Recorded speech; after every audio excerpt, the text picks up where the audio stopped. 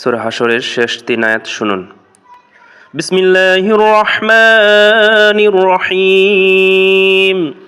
হুয়াল্লাহুল্লাযী লা ইলাহা ইল্লা হুয়া আলিমুল গায়বি ওয়াশ শাহাদাহ হুয়ার রহমানুর রহিম।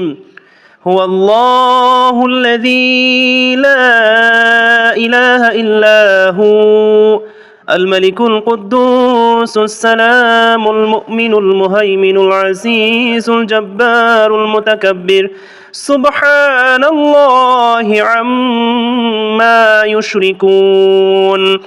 هو الله الخالق البارئ المصور له الأسماء الحسنى يسبح له ما في السماوات والأرض وهو العزيز الحكيم.